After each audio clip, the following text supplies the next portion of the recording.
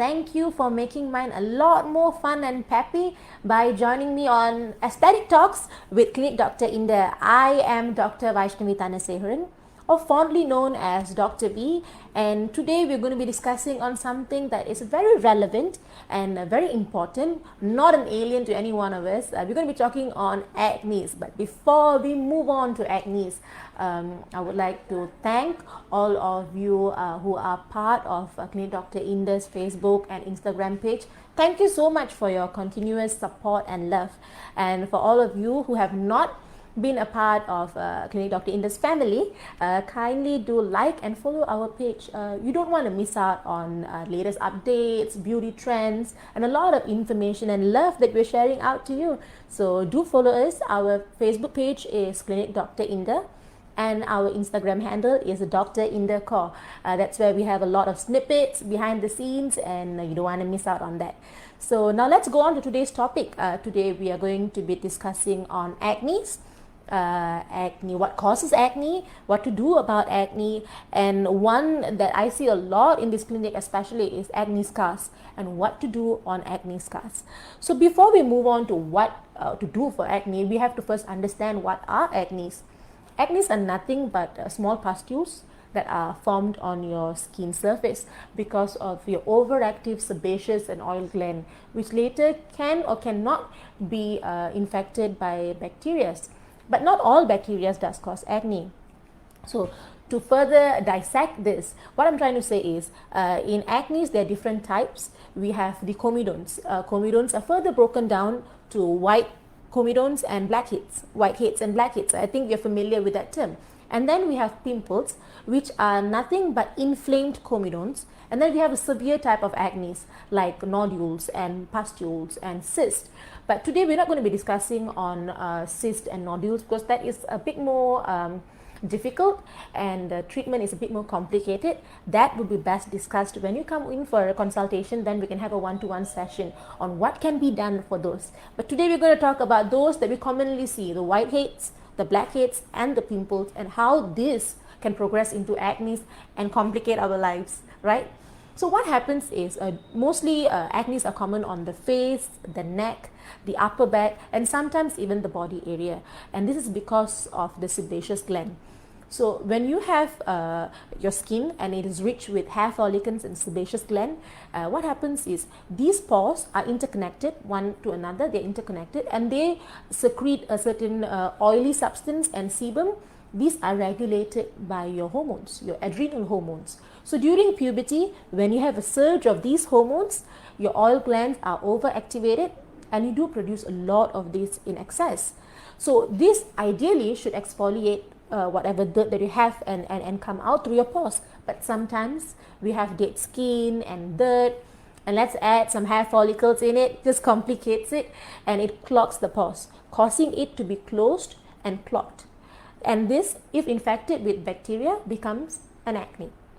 That is acne for you. And what you can do about it is there's a lot of treatment modalities, but these treatment modalities primarily targets the cause of acne. So acne can be caused by multiple things, right? Mostly, some of my patients do ask me, does genetics play an important role in acne?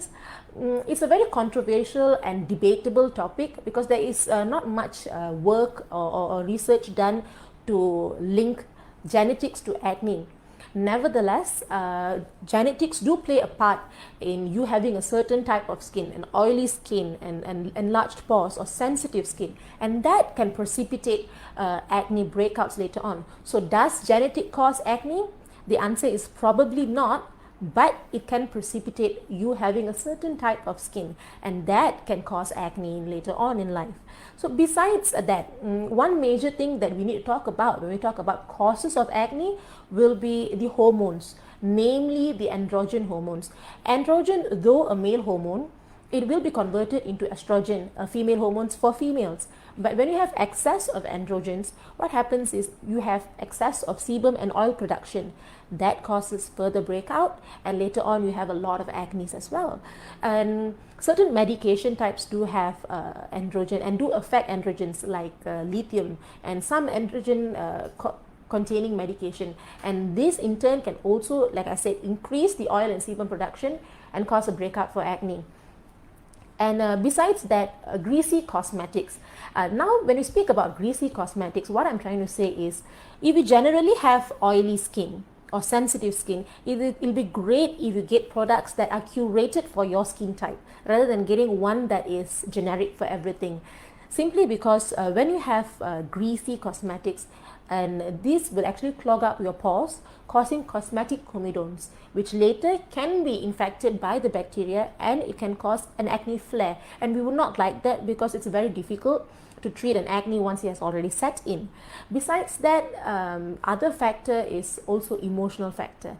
This, though it seems trivial, it is a lot of truth in it. Emotional factors, because they can affect your hormones and its dysregulation, and that can cause an acne breakout as well. Besides that, menstruation, yes, because of your hormonal dysregulation again. So the major culprit here, as we go on talking about, is the androgen, but how other factors contribute to these hormones being either up or low that causes increased oil and sebum production. So primarily, you need to target these hormones in order for you to curb the acne problems. Yeah. So now that we discussed on types of acne, and we discussed on the causes of acne. Now, when we talk about acne, there's two things. We can divide it into two things. Let's talk about the active acne first. So whenever they come in for active acne, when I see my patients, they have an angry looking face with acne, and it's red, inflamed, angry. So always for these kind of patients, what I would advise is I would try my level best to reduce the inflammation first, in the sense where this is evident of a bacterial overgrowth on your skin surface. So I would go for what is going to curb this bacterial infestation in that sense. So there are certain oral antibiotics that I would prescribe. There are also certain topical antibiotics, and this will depend on that particular patient as and when we did. And I do not recommend for scar treatment, in the sense where some of my patients, they have an active flare of acne. They also have some older acne scars, and they are very concerned of the acne scars, and they want to treat them. But I would always advise for active acne treatment first, and then we move on in treating the scars, because sometimes some scar treatment can precipitate and exacerbate a skin reaction, and that can result in acne. So we don't want to further worsen your problem. We go on a stepwise gradual approach.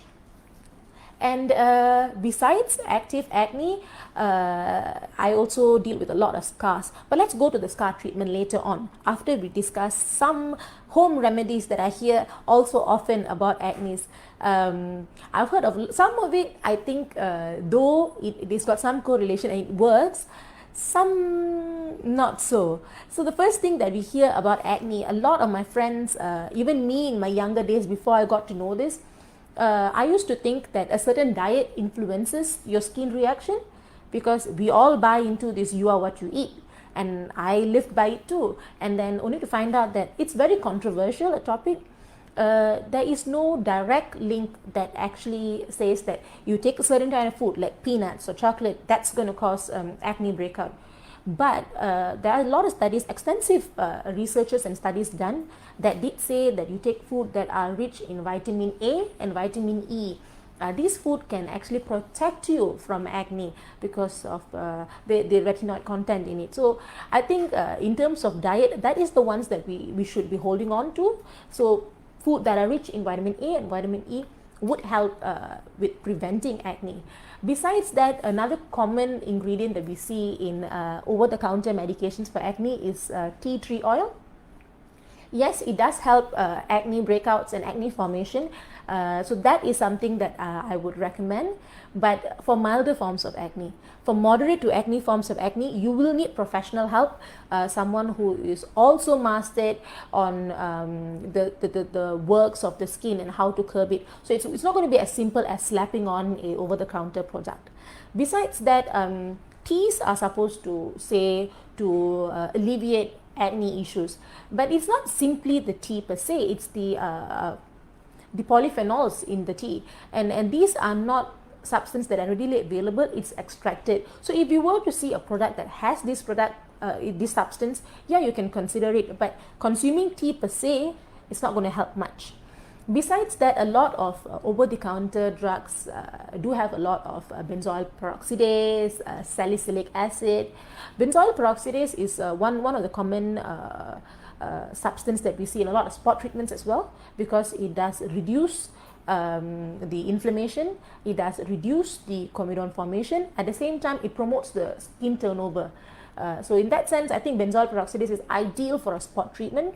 Salicylic acid generally is an anti-inflammatory drug that is also used as topical treatment for acne sometimes. Yeah, and there are other types of topical treatments for acne, like topical antibiotics, like I said earlier, that is on prescription, and some are a bit more serious, and some are a bit more you have to use it with you have to use it judiciously, like azelaic acid. So these are prescribed, and these are by doctor's consultation only. So some you can buy it over the counter, some you can't buy it over the counter. And in terms of home remedy, some may work, but others may not. But do you want to experiment on yourself? That's a question you need to ask yourself. I do have a question here, yeah? I'll take one question before I move on to the treatments. Hi doctor, hi. And I have deep acne scars from teenage time. I tried chemical peel before, but it didn't work. What can I do about it? That's a very good question, actually, because a lot of times, a lot of misconceptions out there that chemical peel is going to work for scars. You are right and you're wrong. It is because chemical peel, over here, like what we do is we use salicylic acid chemical peel. It's a superficial peel, but we use it for very mild acne scars. If you're having deep acne scars from your teenage times, that means it's a bit dented, I believe. I will not be able to say much until I see you one-on-one, but I'm guessing it is a deep ice pick scar. If that is so, a chemical peel that only targets the upmost layer of the skin may not reap the best benefit for you. But there are other modalities of treatment that you can consider. I'm about to get to that, but since the question popped up, I will let you know now itself. Treatments like, over here we have laser treatments for acne as well, like fractional. So fractional CO2 lasers do resurface the skin. So that works beautifully for dented and ice pick scars. But what I like to do, my personal habit is I do add on a little something with these lasers. I either put in subcision. If it's very deep scars, what I do is I use subcision with fractional CO2 lasers, because with subcision I have the liberty of breaking the fibrosis under the skin. If you have the scars for a very long time, chances are the fibrosis have already set in, and you need mechanical breaks to break this so that the skin can be resurfaced beautifully. Besides that, if you think that sounds a little too gore for you, right, what you can consider is PRP with fractional CO2 lasers.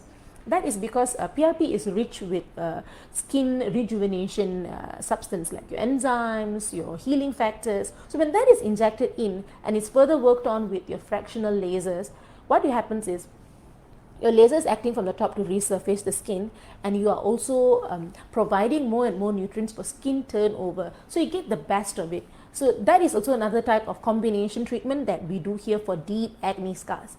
So now that the question has popped up, what are the treatments that we have for acne scars? Well, now already spoken on acne. So acne scars, there are different types of acne scars. One is like our friend asked earlier on the deep dented acne scars, right? And we have spoken about PRP phase with fractional laser, subcision with fractional laser. Besides that deep dented scars, we also have different types of scars like hyperpigmented scars, dark rims on the face because of the previous acne. So for these kinds of scars, PRP phase can help. Fractional laser may or may not help, but a better one to target hyperpigmentation per se will be a special laser depigmentation technique. So this will target the subdermal pigmentation. What happens is when you have an acne and it is infected with bacteria, right? So your defense cells actually come into play to defend that particular area. They all come, they want to save that particular area, and along comes your melanocyte. Melanocytes are your pigment causing cells in your body. So when they come and they aggregate around there, you have a ring of dark circles. That is why you get pigmentation with acne. Besides that, we have already spoken on chemical peel in a very salient method, but I would recap it again. Chemical peel can be used when I have some patients of mine with acne, resolving acne, and it's very mild. I do use salicylic acid chemical peel. Number one, because it's anti-inflammatory. Number two, it is also a chemical exfoliant. So in that sense, the major problem, like we spoke earlier, is because there are trapped oil, trapped sebum, and trapped dead skin. So when I exfoliate it, it is no longer there, right? So I do chemical peels for a very milder form of acne scars as well. For very even milder forms, like when you just have comedones, you don't have pimples, that's no inflammation that has set in. It is only comedones they're talking about, tiny bumps. What I would recommend is we also have hydrofacial.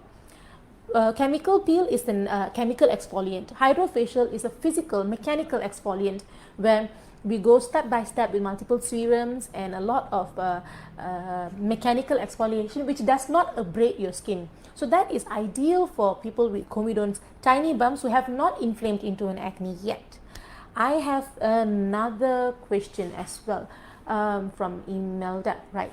If I wear makeup daily, I have tiny bumps on my face. So what can I do? Right.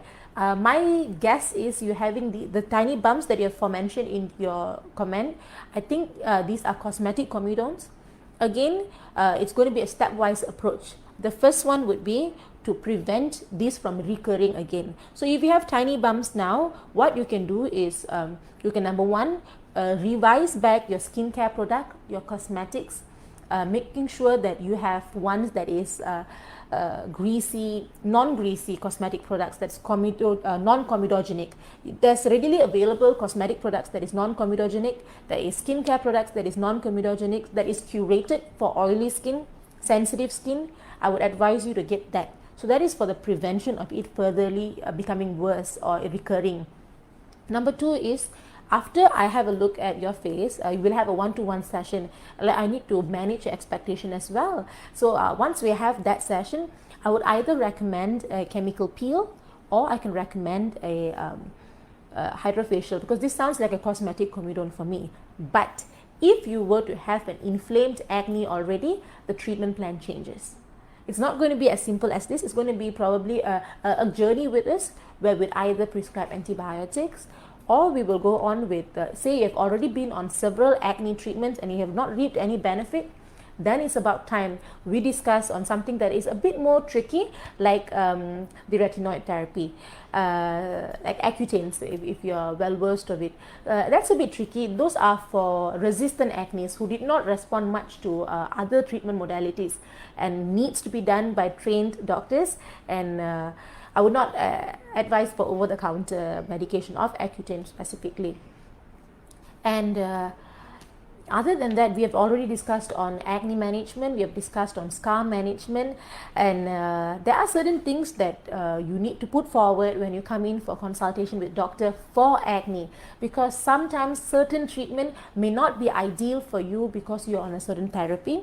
And yeah, like for example, if you have any underlying comorbids, you have to tell us so that we can curate one that is not lethal, then one that is very well tolerated by you. Number two is, if you are on Accutane therapy, reason being, Accutane increases the photosensitivity level of your skin. So you may not be an ideal candidate for laser treatments or peels for that matter. So if you are on an Accutane therapy, it's great if you can put it forward during consultation. Not to say it's impossible, we can find a way around it, but you need to be transparent with us. Other than that, if you're pregnant, I do not recommend certain treatment options because they're very limited study, and we in Clinic Dr. Indah, we practice safe medicine. So in that sense, I would not recommend certain treatments as well. Oh, I have one more question. I think this is the last one for today, I guess. Is chemical peel suitable for sensitive skin? Okay, it's a good question. Chemical peel, is it suitable for sensitive skin? I would first have to see your skin, right, to gauge what type of sensitive skin. Is it dry, dehydrated skin, or is it acne prone, or is it oily, or combination skin? Once I've established that, then I can decide on the type of chemical that I'm going to use. Over here we use superficial peels. They're not invasive, they only peel out the topmost layer, so downtime is almost minimal. But for your sensitive skin, yes, you can use, we have special chemicals for those, like salicylic acid are anti-inflammatory, and that will be ideal for sensitive skin. I guess that is all from me today, all about acne. And please do not forget to like and share this video, so that, like I said, acne is something that is so common and it's so relevant. So please do share this video so that it reaches more people out there and they get educated about acne as well. And those of you who have not followed us on Clinic Dr. Inda's Facebook page, please do so. Our Facebook name is Clinic Dr. Inda. On Instagram, we are Dr. Indacor, and we'll be sharing a lot of aesthetic trends, a lot of tips and tricks, and also busting a lot of myths about skincare. Only in Aesthetic Talks with Clinic Dr. Inda. Bye bye.